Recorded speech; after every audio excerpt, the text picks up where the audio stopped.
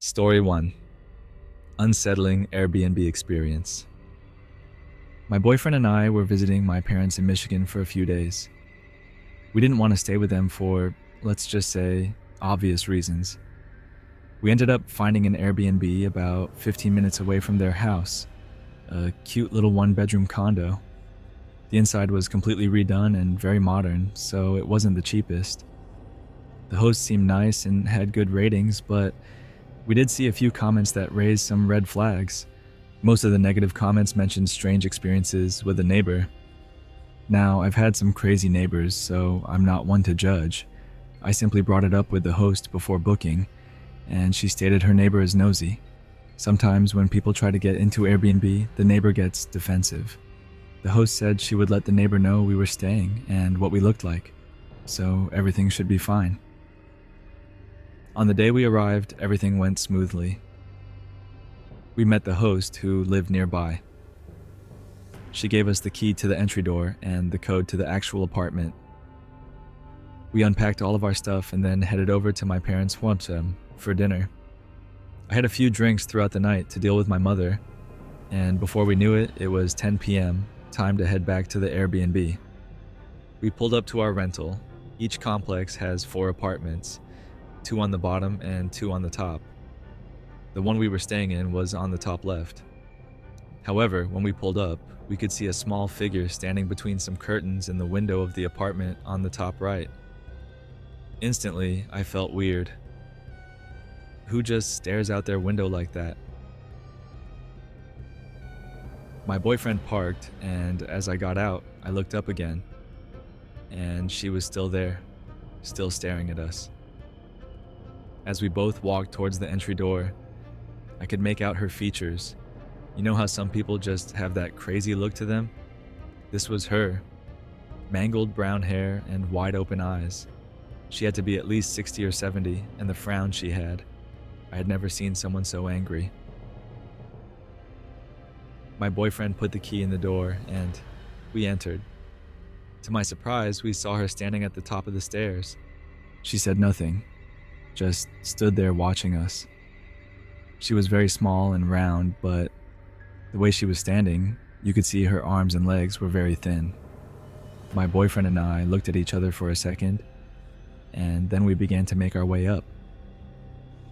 We walked up while she stared at us, but to my amazement, she didn't say anything. Rather, she just stared at us with her creepy eyes. I kept looking back as my boyfriend entered the code, and we hurried into the apartment. "What the hell was that?" my boyfriend said softly, looking at me confused. I shook my head, just glad she didn't try to talk to us. Nothing weird happened the rest of the night until we heard banging on the front door. I shot up from bed just to find that my boyfriend was already awake. The banging was nonstop for maybe a minute or two until it suddenly went silent. I looked at my phone and it was nearly 4 a.m. Who would be banging on the door at this time? My boyfriend walked towards the door, whispering to me that he was going to look out the peephole to see who was there.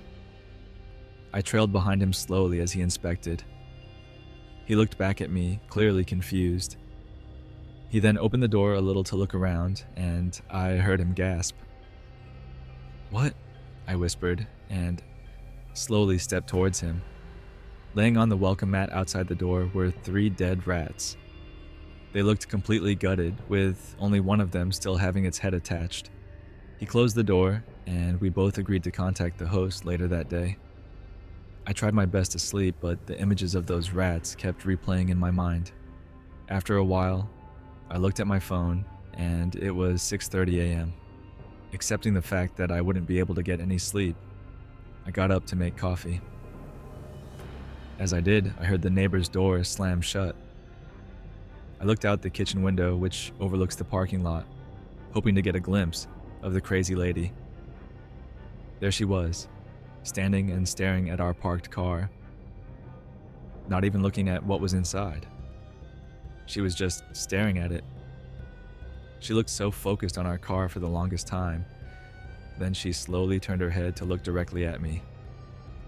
I jumped back a little bit and immediately heard her shriek, a horrible, blood-curdling shriek like she was being attacked. My boyfriend ran out of the bedroom, obviously alarmed, and we both looked out the window again.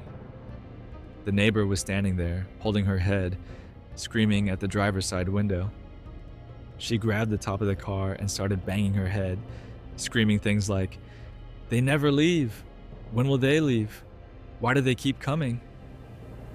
I started recording for insurance purposes, and my boyfriend called the police and then the host. By the time the police showed up, she was lying on the ground next to her car, which had very little damage considering what we just witnessed. The host profusely apologized, said this had never happened before, and refunded our entire trip. We got to see the lady taken away in handcuffs, though it took her a while to comply. We never found out what was wrong with her, but my theory is something just snapped, and we happened to be the ones there when it happened. But I do know that you should take every review into consideration when booking an Airbnb, every single one. Story 2. Creepy encounter in Las Vegas. This happened a few years back when my friends and I had just finished our sophomore year of college. Finally done with school for a few months, we wanted to celebrate a little bit to start off summer break. All of us had small jobs near the campus, so we saved up some money. We decided to go big and take a trip to Las Vegas for a few days, as none of us had ever been. At first, we were looking through hotels in the city to try and find something cheap, but still big enough for the four of us. Eventually, we gave up on that and started looking at Airbnbs, as most of them were cheaper and bigger. We found a few good ones, but ended up choosing the largest one with the most rooms. Fast forward to a couple of weeks later, our Uber picked us up from the airport and dropped us off at the house. It honestly looked even bigger in person, and we were all really excited to spend the next few days here. We all unpacked and relaxed for a couple of hours, as we were a little bit worn out from the flight. A few hours after the sun went down, my friend Alyssa and I were the only ones still awake. It wasn't too late, probably 8 or 8:30, but the other two had decided to go to bed early. With nothing really to do, Alyssa offered to take a walk outside and explore the neighborhood a little bit. I agreed, eager to see the unique homes. I should mention our Airbnb was a pretty nice house, and the neighboring homes were really nice too. This definitely wasn't a sketchy street or anything, so we didn't even really think twice about going for a walk around. We headed outside and down the street. After passing 6 or 7 houses, the street took a sharp turn and connected to another crossing road with homes on the side. It was strange though, as these homes were nothing like the ones we just walked by on our street. These were basically rundown shacks.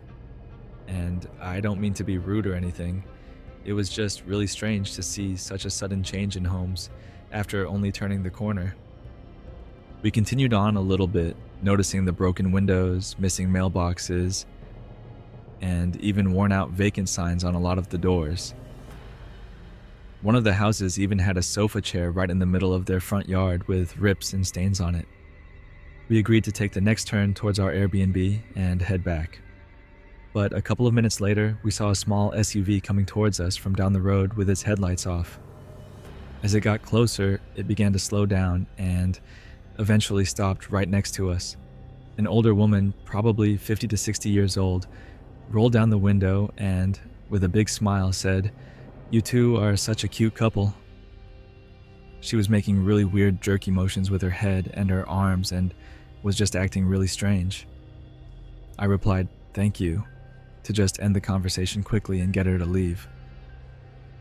Luckily it worked. She continued down the road and we did as well in the opposite direction.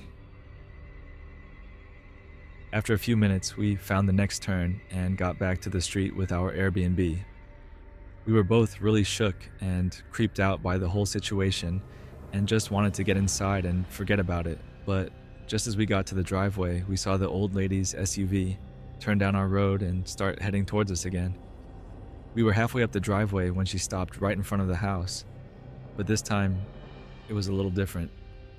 She just looked at us, She didn't say anything or have any emotion on her face. She was just staring.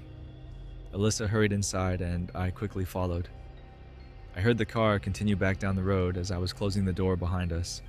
We stayed up for a little bit longer, locking all the doors and checking the windows to make sure she didn't come back. After an hour, we agreed that we were probably okay, so we went to our rooms and got ready for bed. The next day, we told our other friends what had happened, and they were pretty creeped out too. We ended up telling the owner of the Airbnb about the whole situation and even asked if we could cancel our third day so we could leave early. Thankfully, he agreed. For the rest of that day, we decided to get away from the house and hang out in the city to try and enjoy at least one of our days in Vegas. We actually ended up having a lot of fun, but as the night came closing in, we were ready to call an Uber and head back to the house. During the ride back, I received a text from the owner that said, "Is this the lady from last night?" with a picture attached. I opened it and saw a screenshot from the Ring doorbell footage of the lady standing outside of the house. I replied to the owner and immediately showed all of my friends. We didn't know what to do, so we asked the driver to drop us off at a hotel parking lot just a couple of blocks from our house while the owner called the police. After about 45 minutes, the owner called me and said the house was clear and we could go back, but he mentioned the police never found the lady. This obviously made none of us feel any better. We got to the house and pretty much immediately started packing all of our stuff so we could leave right away in the morning. Nothing happened overnight or the next morning, but I can say for sure that none of us got good sleep. We got out of there as soon as we could and headed for the airport. This was definitely one of the strangest things to ever happen to me, and I still think about it a lot.